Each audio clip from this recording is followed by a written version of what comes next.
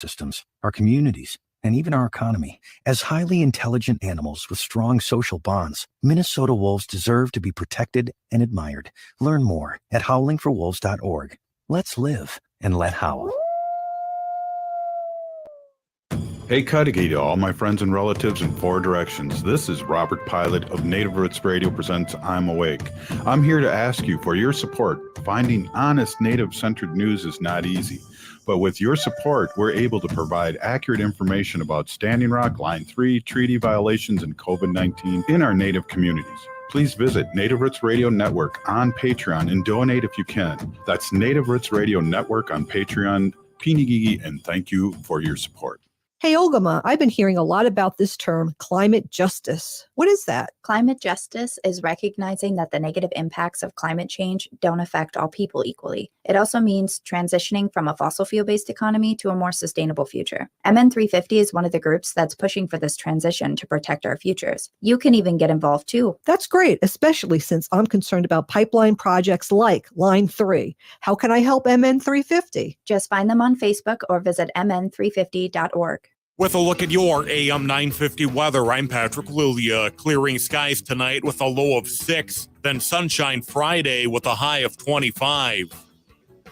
If you're someone who has thought about going solar but are unsure if it's right for you, sign up for All Energy Solar's winter webinar. Visit allenergysolar.com/webinar to register for an event and see what incentives are available for you. Portions of Native Roots Radio may be pre-recorded. It's a good day to be indigenous. Get up, stand up. They are going to become more brutal.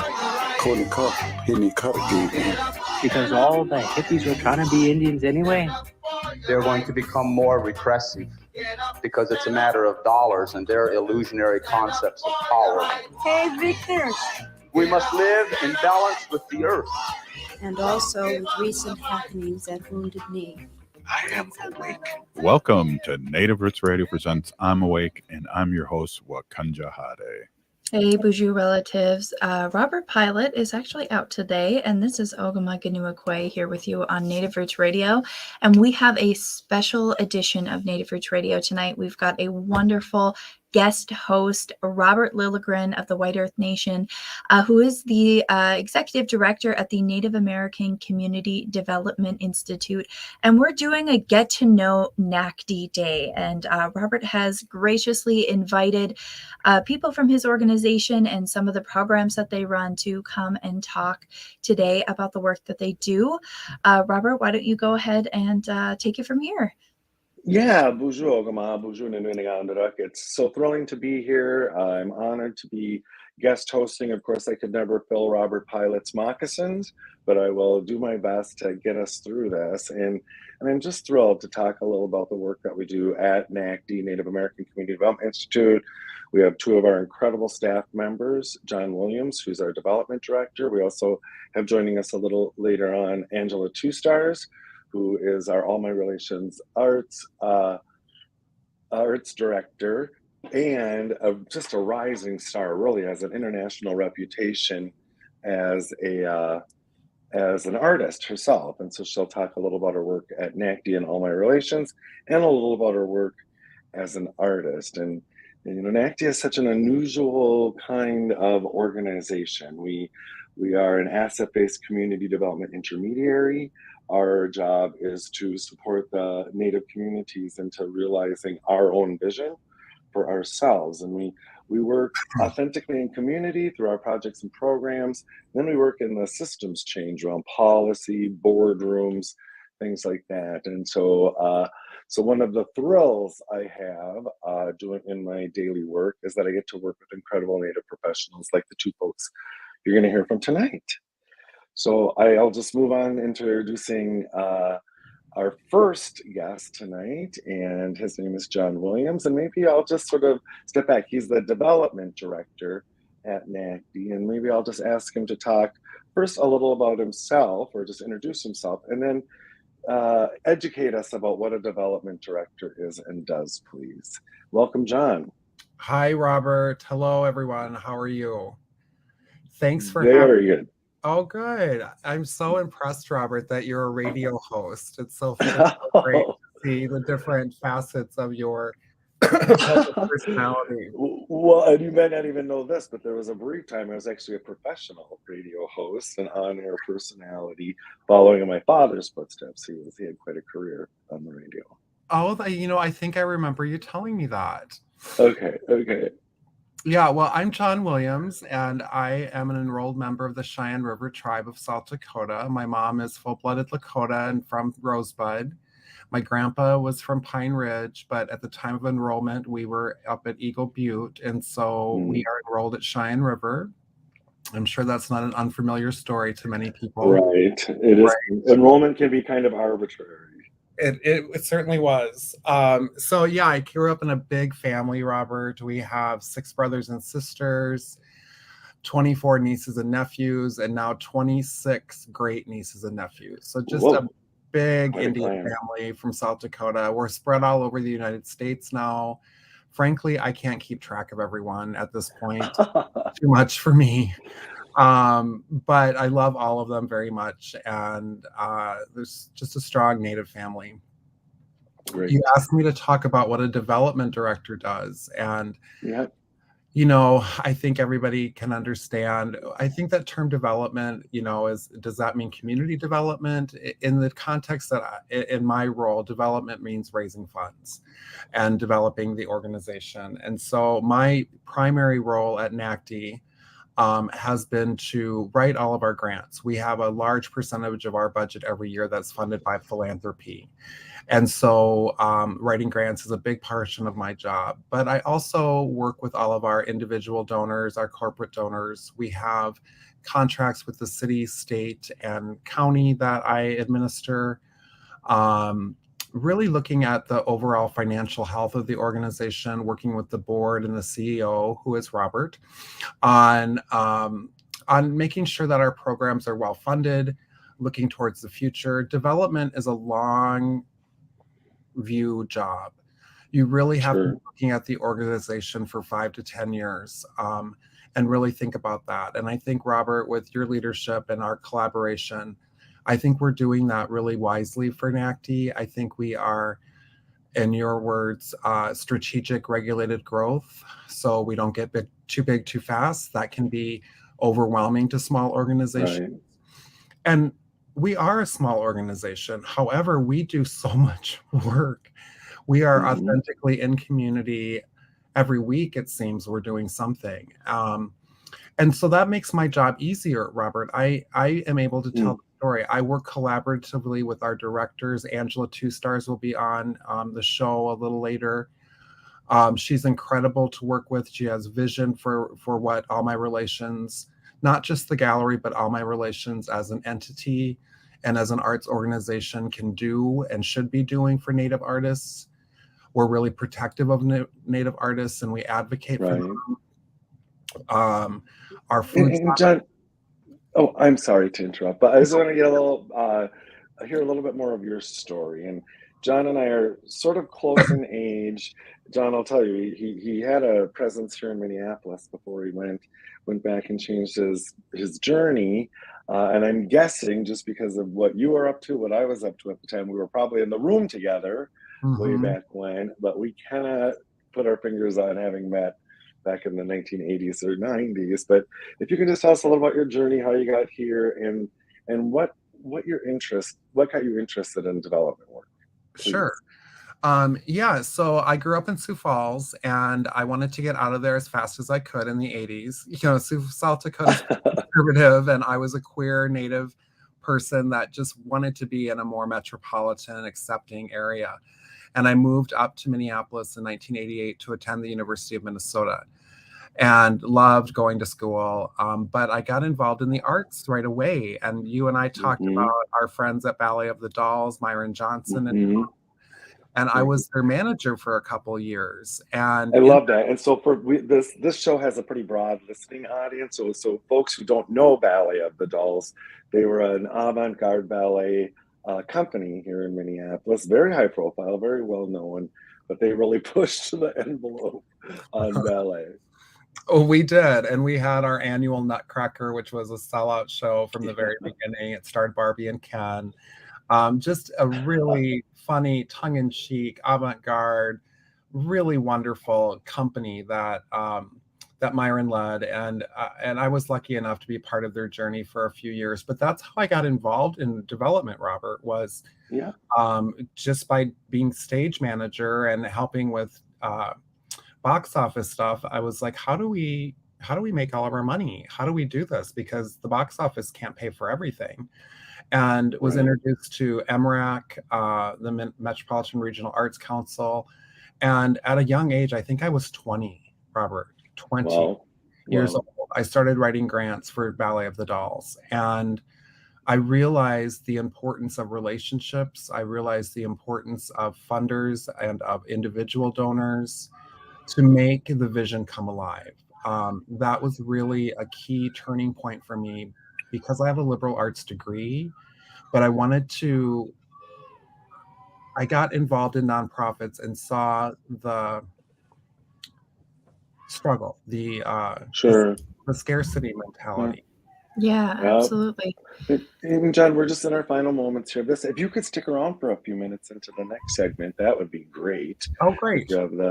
Okay, cool. And this is Robert Lillagren. I'm guest hosting for Robert Pilot with Native Roots Radio. I'm Awake. And we're talking with John Williams, who's our development director at Native American Community Development Institute.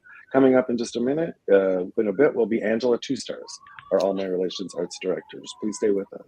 And this is Ogimaa Giniw Ikwe. I just want to remind everybody this portion of the show is sponsored by MN 350, a grassroots organization fighting for climate justice. We'll be right back.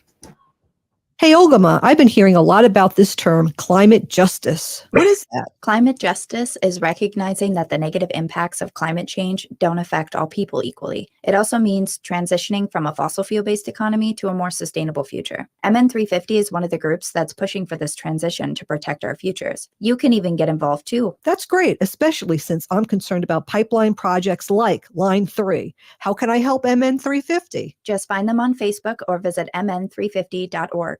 I heard sex trafficking happens a lot in Indian country. What is that? Here are some of the real reasons why sex trafficking happens in Indian country. Unequal gender roles that were forced on us by colonization. Communities don't have enough resources. Silence around domestic and sexual violence. Lack of attention and justice for missing and murdered Indigenous people. There's a lot of behavior that keeps our communities out of balance. These are just a few true reasons why Native communities are targeted by traffickers. When these acts of violence happen in our communities, it opens us all up for exploitation. Sponsored by the Minnesota Indian Women's Sexual Assault Coalition. J&S Bean Factory is a Native-owned, community-supported, cozy, artsy coffee shop which offers roasted on-site beans, live music, and baked goods. Relax in the beautiful outside patio.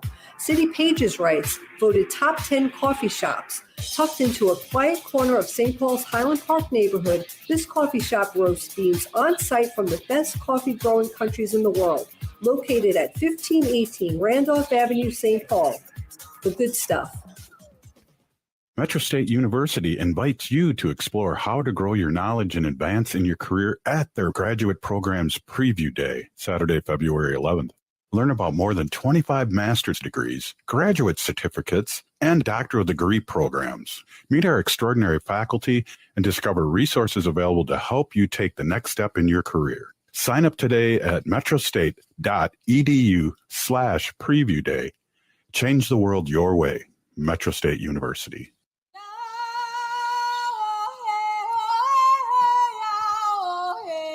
This is Leonard Peltier. I'm in Coleman 1, U.S. Penitentiary, and I'm listening to Native Roots Radio. Hey, And we're welcome. back to Native Roots Radio presents I'm Awake, and this is Robert Pilot. Hey, this is definitely live radio, and I'm not Robert Pilot. This is Ogimaa Giniw Ikwe, and I'm here with Robert Lillagren of the Native American Community Development Institute, who's brought along John Williams, their development director. And we are talking about some of the history of NACDI, how Robert and John both got involved with NACDI, and we're really excited to get to know people from NACDI and the work that they do here today on Native Roots Radio Presents I'm Awake. I do want to let everybody know this portion of the show is sponsored by the Minnesota Indian Women's Sexual Assault Coalition, and the National Day of Action and Remembrance for our Missing and Murdered Indigenous Relatives is February 14th, so make some plans. Yeah, Miigwech Ogimaa, and it's great to be here This is Robert Lillagren, filling in for Robert Pilot, trying to fill in for Robert Pilot, but with his little voice part there, it's almost like he hasn't left us. So, and we're here with John Williams. We're featuring the work of the Native American Community Development Institute this week. NACDI is an asset-based community development intermediary that works in South Minneapolis, shepherds the idea of the American Indian Cultural Corridor here on East Franklin. And John is incredibly important. He's our revenue guy, and he's incredibly talented. And I just felt so blessed to find someone like John to come and work at NACDI. And excellent Native development people are kind of few and far between. And so I've been told I found a unicorn when we hired John at NACDI. And he had such an interesting journey. He was touching on his journey in arts early in his life, and then his journey went on. And so, John, I wonder if you could just continue with your personal story, please. Sure. So I worked in the arts in Minneapolis in the late 80s, early 90s. And then I worked at the public television station, Channel 2, as my title was senior specialist, but it was like associate producing for the organization and raising money and doing corporate proposals. But home beckoned me back, Robert. My family at that time, this was 20 years ago, really needed me. And so I applied for jobs in Sioux Falls, and I got a job as the grant writer for a large national nursing home chain. I don't know what they were thinking, hiring a person to take over their long-term care efforts. So yeah, I got into healthcare. And that was just a complete 180 from what I'd been doing. It was so complex, and long-term care and home and community-based services for elderly just really grabbed me. I thought, because my parents were aging, and I know you've had this experience, Robert, but how do you keep people independent and successful at home as long as they can? That was a big focus of my work there. Yeah, and then I started working in substance abuse and mental health services. And again, that was another area where there just was a dearth of services in South Dakota. There was really very little for families to tap into. And so I worked for the National Alliance on Mental Illness for 7 years, their South Dakota chapter, and building strong communities and getting education and training to communities that the stigma is so strong around mental illness. Right. And what NAMI does very effectively is it's a peer-to-peer approach. Everybody's a volunteer that trains the classes. You have to identify in the group in which you're being trained to deliver the training and then to support the community. So that was really great. So I've had this mix of arts and then healthcare. And with the pandemic, we eliminated my position at NAMI, and I was looking for work. And one of my longtime professional goals was to work with a tribe or a Native American organization. And your posting popped up. I couldn't believe it. I was just, I thought, this is perfect. And I had no idea if I would be competitive. And then when I met with you and Ed, it was just wonderful. Yeah, thanks. And when I hesitated to post that job, I was really committed to hiring a Native development person. I was scanning the horizon to see who that might be. You know, I didn't pick you up in my scan. And so when I posted, I was thrilled when I received your resume. Yeah. And so now it's been almost 2 years, Robert. Wow. Yeah, almost 2 years. And we've been really successful. You know, the thing about development, as I said, it's a long view job. And one of my bosses, Dr. Chuck Hyatt, said to me once, and this has stuck with me for so long, is you overestimate what you can get done in 1 year, but you underestimate what you can get done in 5. Interesting. And I believe that's our arc here. In 5 years, I think there's going to be, I don't know if I should say this, but maybe a building for NACDI, maybe. Oh yeah, that's on the horizon.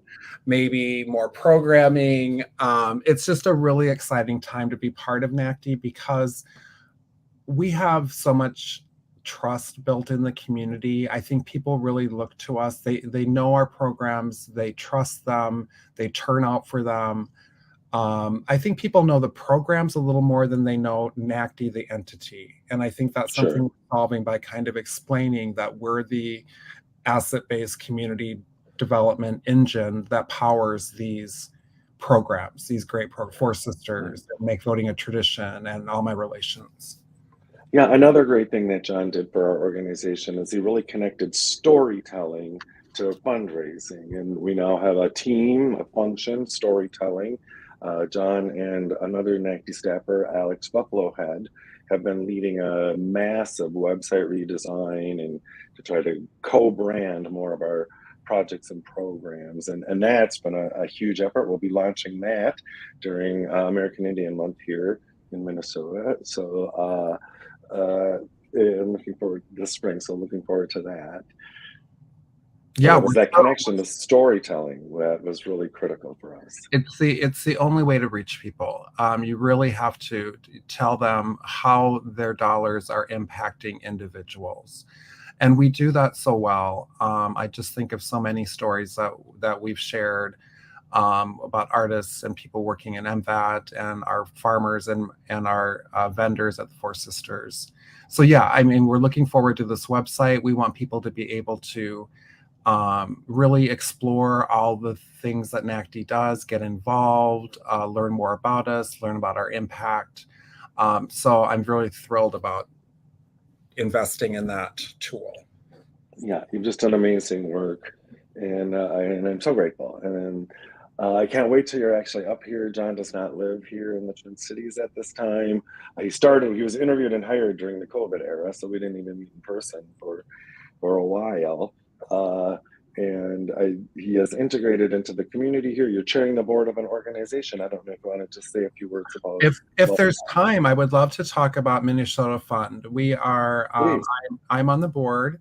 I'm the board chair this year, and Minnesota Fund is a community development financial institution, a native CDFI. So it's like a nonprofit bank, right? It's like a nonprofit bank. We're federally regulated. We're a lender, and we accomplish our work through a loan fund and education and training. So we have credit enhancement loans that go up to about $5,000. We have consumer loans that go up to $20,000, and then we have business loans that go. We're just able this year to accommodate a $150,000 business loan, and so. Right. With the intrepid leadership of our executive director, Kip Fordham, we've just done incredible work. So if anybody needs help with their finances, coaching, education, please check out minnesotafund.org.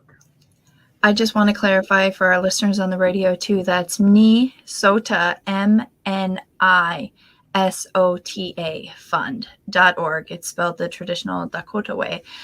Just so when you go looking for it, that you can find it. It might not come up if you search it the colonial way of spelling Minnesota.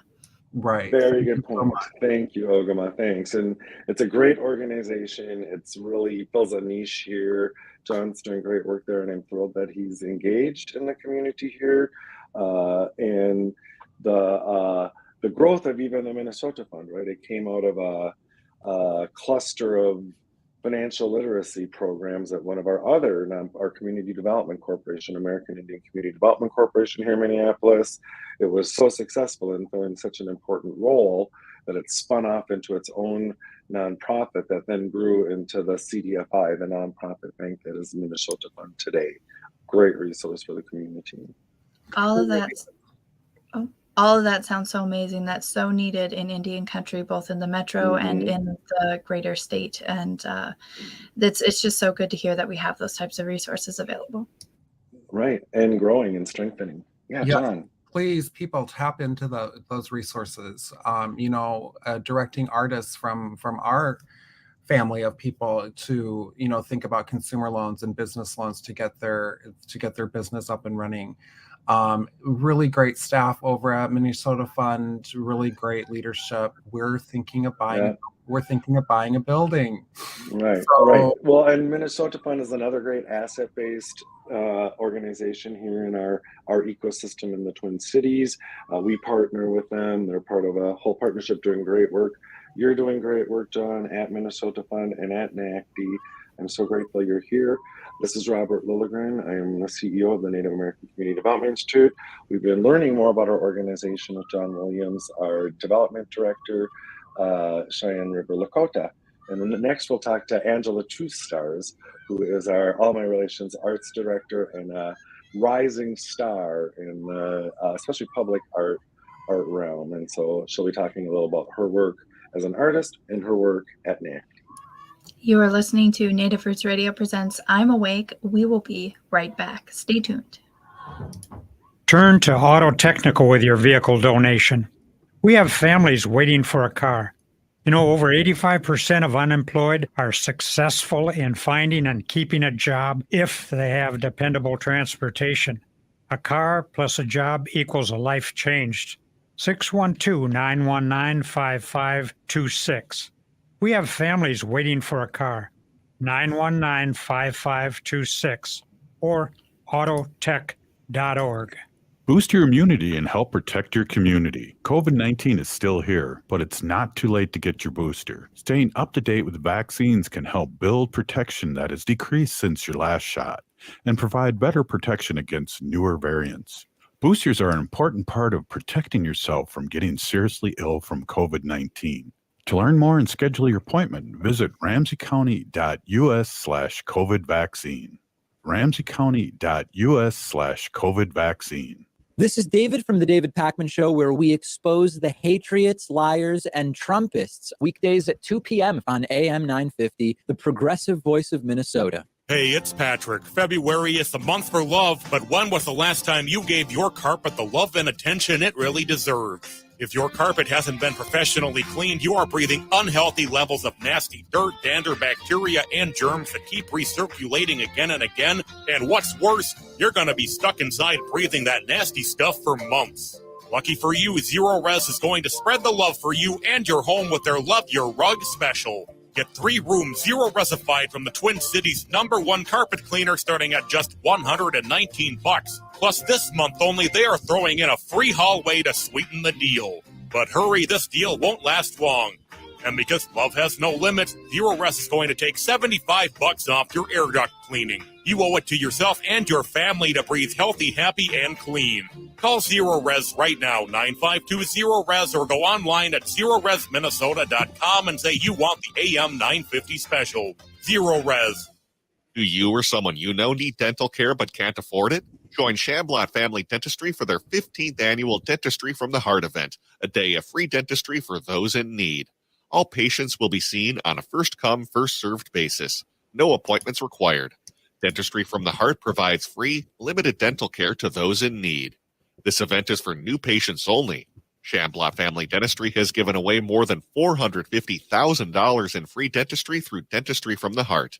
The 15th annual event will take place on Tuesday, February 14th at Shamblot Family Dentistry in both their Hopkins and St. Paul locations. Starting at 7 a.m., Dr. Shamblot and his team will treat as many patients as possible. Again, it's first come, first served, so patients should arrive early. For more information about this opportunity for free dental care with Dentistry from the Heart on February 14th, visit ShamblotFamilyDentistry.com. That's ShamblotFamilyDentistry.com, or call 1-800-FIX-MY-TEETH. Do you have a car you no longer need but don't want to jump through all the hoops to sell yourself? Rudy Luther Toyota can help with their We Buy program. It's really simple. Go to RudyLutherToyota.com, click on the We Buy link, type in some basic information, and Rudy Luther will get you an instant and accurate offer. Then set an appointment, and after a quick verification of the vehicle, Rudy Luther will set up your payment with a check on the spot in most cases. We Buy. It's that simple. For more information or to sell your vehicle, head to RudyLutherToyota.com. That's RudyLutherToyota.com. With a look at your AM 950 weather, I'm Patrick Lilia. Clearing skies tonight with a low of 6, then sunshine Friday with a high of 25. There's no better time than now to experience the new Maggie's Lounge at Crooner's Supper Club. Serving up light fare and cocktails, no concert ticket is required. Crooner's Supper Club, just north of 694 off Highway 65 in Fridley. CroonersMN.com. Hi, this is Representative Sharice Davids from Kansas. I'm Ho Chunk, and you're listening to Native Roots Radio. And we're back to Native Roots Radio presents I'm Awake, and this is Robert Pilot. Hey, welcome back, everybody. This is Ogimaa Giniw Ikwe. Robert Pilot is off today, but we have Robert Lillagren of the Native American Community Development Institute standing in as a wonderful guest host for us. Oh. I just popped in to let everybody know that this portion of the show is sponsored by the Native American Community Development Institute, and we are so happy to have them on for a special Get to Know NACDI episode of Native Roots Radio. Robert, why don't you introduce the next guest? Yeah, miigwech Ogimaa, and thanks for all your support and help doing this. And as I said earlier at the top of the show, I never fill Robert Pilot's moccasins, but I'm doing my best. And I love this opportunity to talk more about NACDI's work and all my relations arts, and to feature some of these brilliant professionals that I have the privilege to work with every day. And one of them is our next guest, who probably needs no introduction, but she is our All My Relations Arts Director, Angela Two Stars. She's assistant from Sisseton Wahpeton Oyate. She's been with NACDI about 4 years now, I think, something like that. And in that time, her career as an artist has just taken off, especially a public artist. She has an international reputation, which we'll talk about. And then following that, we'll talk a little more about her work specifically at NACDI. But first, I thought I would ask Angela to please introduce herself to the listeners and maybe talk a little about her work, and we'll get into some specifics as well as we go. Angela, welcome. Hi, Robert. Good evening. Thank you for inviting me to join you tonight. Thanks for coming. I'm sorry, it's the evening, and so the kids you can hear the kids in the I'm going off to do, and there's one right there. That's the life of a working mom, I tell you. I should have put that in your introduction as you get well. a little, So the mother of three. Yep. I let them know. I said, I'm doing an interview, so you need to be quiet. Sorry about that. Oh, goodness. Doing an interview. Yeah, so I'll probably get interrupted one more time, but just to share with everybody, thank you for having me tonight. My name is Angela Two Stars. I'm an enrolled member of the Sisseton Wahpeton Oyate, and yes, I'm the director of All My Relations Arts. I've been with NACDI since 2018, and it's been a very long relationship with NACDI.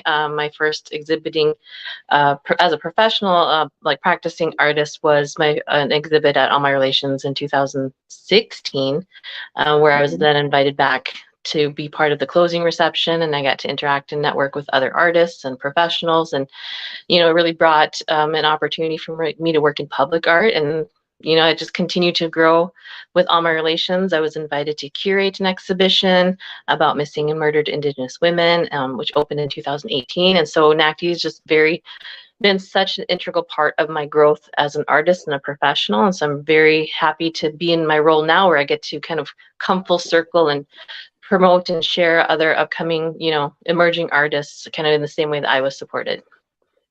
And I love that you bring that history up. And I just think it's such a perfect example of NACDI sort of living its mission, its best mission. NACDI is about building capacities at the community level, group level, and the individual level. And we apply that to our own staff, right? And so we are here to develop the careers of Native professionals and to support Native professionals, arts professionals, and others in their careers. And I feel like your journey just really, really lifts up NACDI living our mission. So I was hoping we could talk a little about your work as an artist, as a public artist, and you've had a number of really high-profile commissions around the Twin Cities, and I know that you also teach. So I wonder if you just wanted to say a few words about some of your public artwork and that trajectory, that part of your career. Angela, it looks like you're on mute still. Yep. There it is. I was waiting for the. Okay. Oh my goodness, you guys.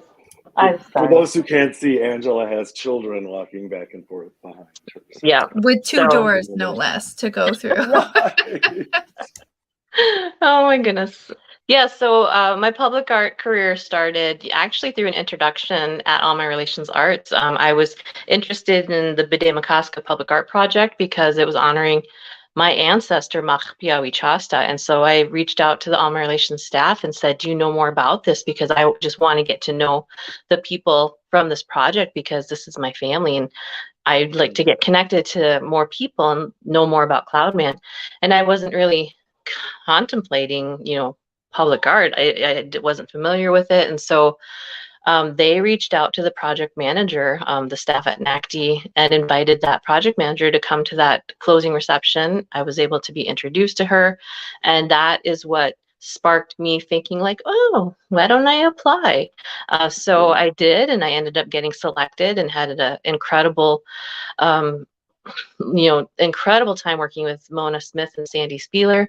And it brought me back to Minnesota, as a descendant whose ancestors were exiled from the state. I came back home after, over 150 years in exile. And so it's been really rewarding to be able to return to my homelands and have that strong connection with the land, with the language, with my culture. And it's really advanced my growth as a public artist. I've been working with language revitalization since about 2015. So I incorporate a lot of the Dakota language in my artwork.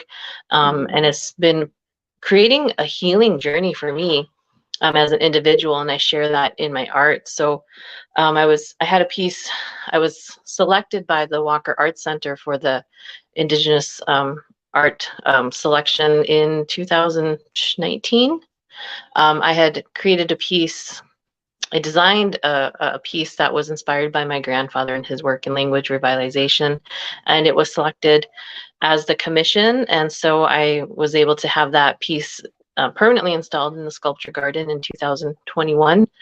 So it's been really wonderful for representation, to have Native artists in the sculpture garden with the Dakota language, kind of reinforcing to all the audience that comes that, the Dakota language is such a important part of our identity as a state. And many of our, city names, town names are Dakota words. And so it's been really rewarding to be able to share of my identity and culture and language, to both a Native and non-Native audience, and opening up about how that separation that happened with our, two generations previous, or even, one generation ago, how we are healing that separation by reconnecting with the language, and it creates this healing effect. And so for me to share that kind of vulnerability and openness about my own experience, I think allows other people to relate and connect to that too.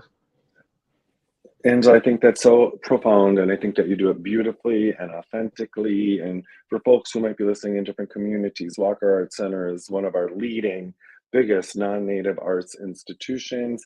They have a large facility here, and then they have a sculpture garden, a huge sculpture garden, which a few years ago, ill-advisedly, built an artwork called the scaffolds, and it was built on the scaffolding to resemble the scaffolding where 38 Dakota warriors were hung, and it was really damaging. And so they took it down, the community organized, Walker took it down, and then went forward in a different way that brought Angela more into the public eye.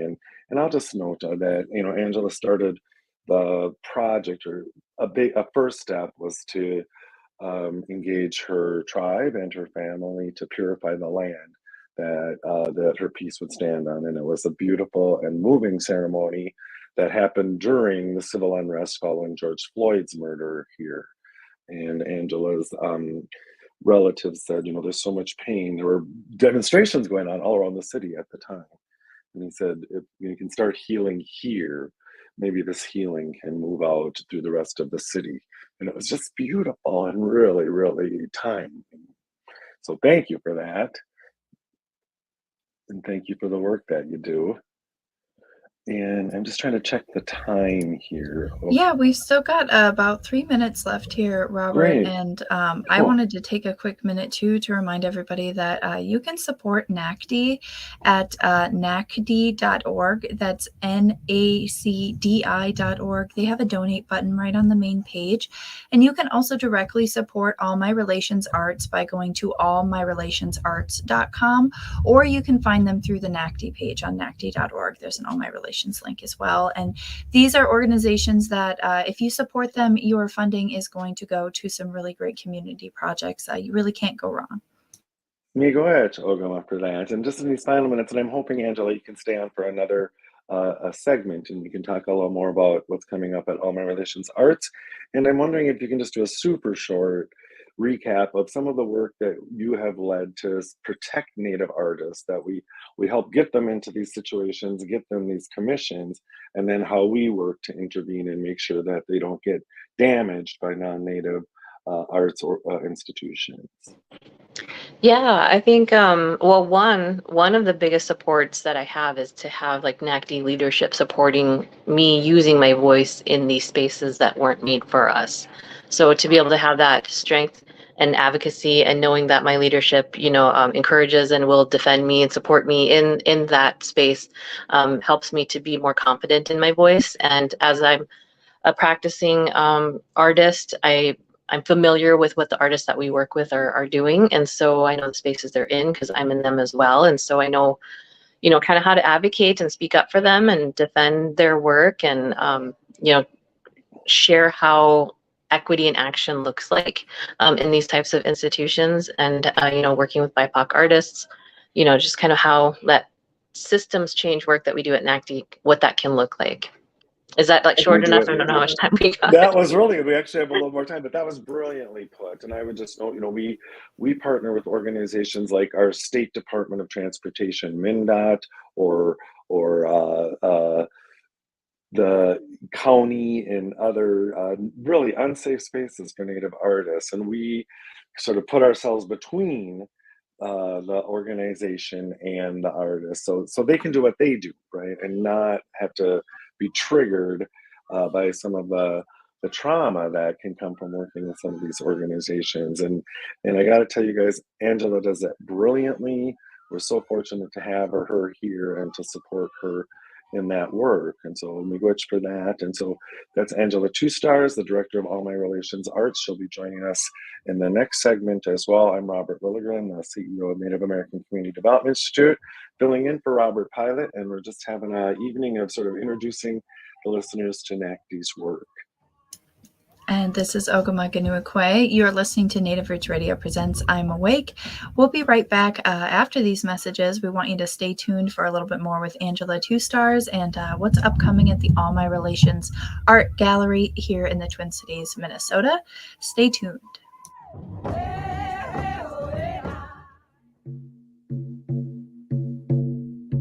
When we heal from our traumas, when we face our fears, let go of our addictions, when we relearn our values, when we live our teachings, respecting our elders, cherishing and honoring our children, when we honor and take care of our spirit, there will be no room left for sexual violence.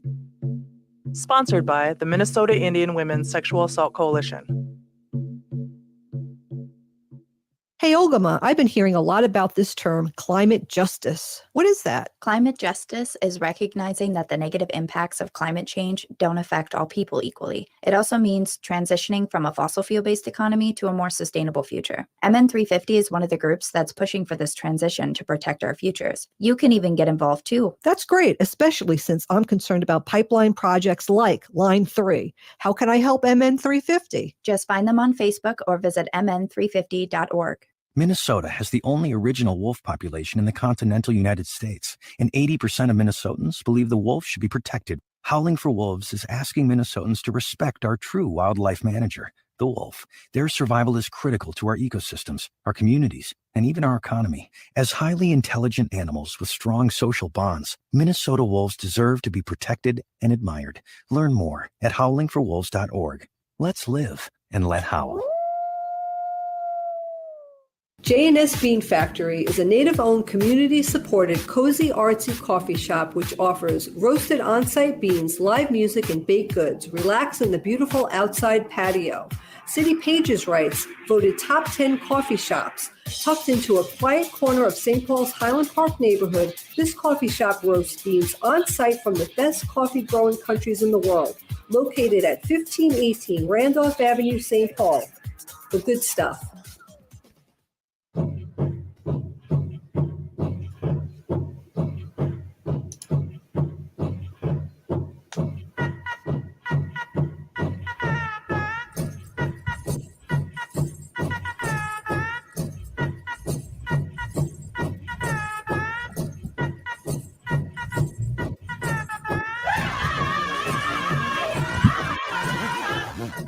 Welcome back to Native Roots Radio presents I'm Awake, and this is Robert Pilot.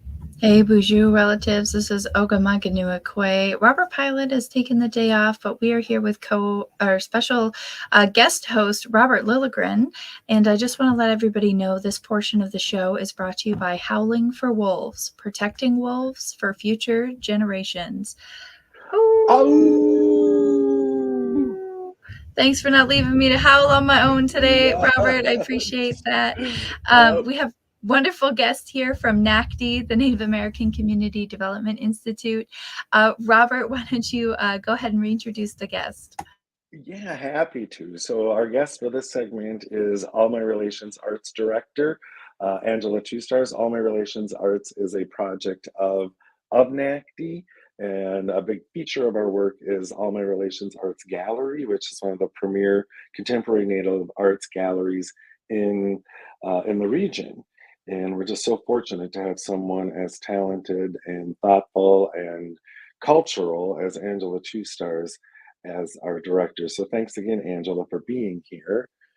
And I want to take a minute to talk about a story that Angela shared with me recently about some work she was doing. She's a very busy and active person, and she was doing some teaching at a local university called St. Catherine's. It's a women's university. And she was telling me a little about a particular project that I just thought was so beautiful and profound. So Angela, I'm wondering if you can just tell us that story, please. Sure. Yeah. So I'm in an exhibition. It's kind of a duo exhibition with Jamie Black, who is the artist who's very well known for the Red Dress project. That's started in Canada and was here in the United States. And so St. Catherine's brought us together because of our works around missing and murdered Indigenous women. I was the curator of Bring Her Home, and she has her Red Dress installation.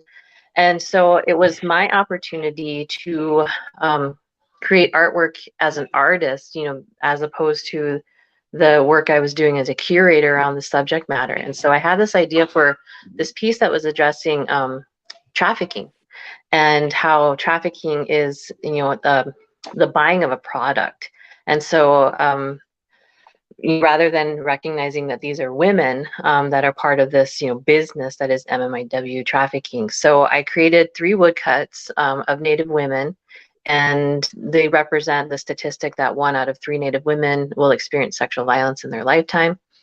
And they were, black and white woodcuts. And then I invited this class of female students to think of a woman in their life who was significant to them, that they looked up to, that they admired, who had characteristics that they aspired to be like.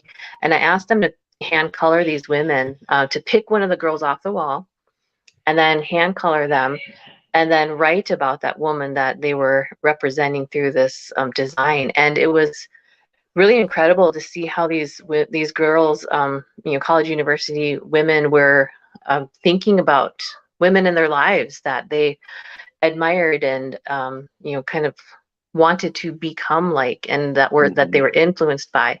And so then after they finished, they put their writing behind the women, the artworks that they made, because they're on magnets, and so they just stick right to the wall.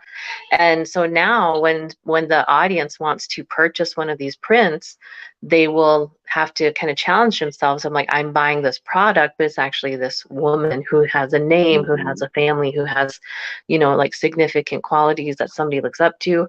And so it really kind of challenges the audience to contemplate that business that is like human sex trafficking. And I told these girls, like, you're humanizing these women on the wall. And that's what I wanted out of Bring Her Home, is for people to see women not as victims, but as people, as wives, mothers, daughters, sisters, cousins, friends. And so that was what I wanted the audience to take away from the Bring Her Home exhibition. And so I finally had this opportunity to create work that was kind of speaking about that. It was the time for me to to do it. And it was just so amazing that what these young women did, and to have these rich conversations around,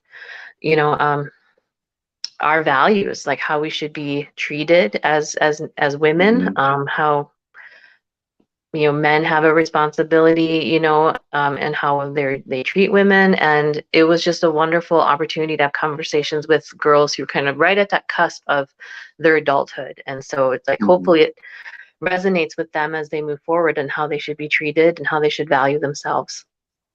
That's just beautiful. They were very lucky to have you as an instructor and as an artist. And a couple of things that really struck me when we talked about this earlier, and one was that where these young women are in their journey together, and that it's very early in the term, and so they don't necessarily know each other that well. And you commented on how doing this work really built bonds. You could see it building bonds between these young women. I thought that was really something. And then when you were first telling me about the project, you had done your wood blocks, your 3 wood blocks. I didn't know that part about the 1 in 3 women, Native women, would experience sexual violence, or that was what you were basing that on. But then you told me that you invited them to take one of the women off the wall. And just the way that you said it, like, you just, it was very visceral to suddenly, to contemplate the plight or the challenges of an abducted woman, a missing Indigenous woman. And I just think that's just brilliant. If you can make me feel that just telling me that story, I can't imagine the impact on those young women you had in class. And then maybe with our final minutes here, Angela, if you just want to talk about your vision for the All My Relations Arts, the gallery, and what might be coming up with All My Relations Arts. Please. Yeah. So right now we have a partnership with Hennepin Theater Trust, and the artists that are in that cohort, there's 3 of them with a mentor who are learning all about mural design. And so our gallery is now basically a working studio for those artists to apply those concepts directly to the walls, their techniques. And Angela, if I just may, for people who aren't from Minneapolis, Hennepin Theater Trust owns and operates a series of theaters on our major entertainment venue in downtown Minneapolis.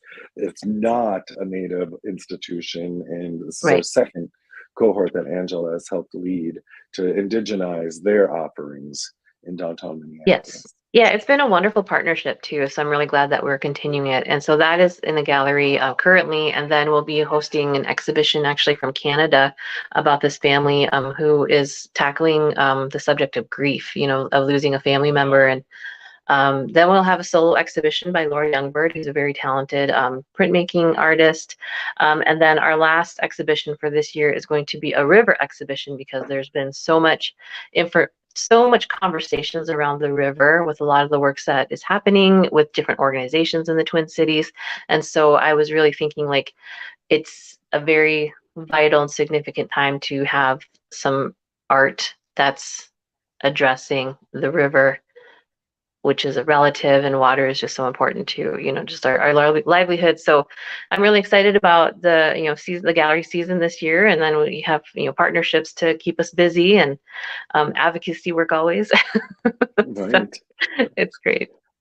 Yep, we do keep busy at NACDI and All My Relations Arts. Again, I thank you for not just being here tonight, but being working with NACDI, for your presence here. I think you have just done amazing things with your position. It's been a joy over these last 3 years to watch you grow and develop as both a Native artist and a Native arts professional. And I can't wait to say in 5 years, oh yeah, I used to know her, that Angela Two Stars, when you're on the late night talk shows or something. You are going places, Angela Two Stars. So thank you for letting us be part of your journey. Thanks for being here. That's Angela Two Stars, the Director of All My Relations Arts. I'm Robert Lillagren, the CEO of the Native American Community Development Institute. Thank you, Robert Pilot, for giving me this opportunity to focus on our work tonight. Thank you, Ogimaa, for all of your support and being able to carry us through with the technology. So, miigwech and gigawabaman. Hey, miigwech, everybody who tuned in tonight. You've been listening to Native Roots Radio presents I Am Awake. We need to resist, divest, join a group, and run for office. Tune back in with us again on Native Roots Radio presents I'm Awake. Winter is here, and there's a good chance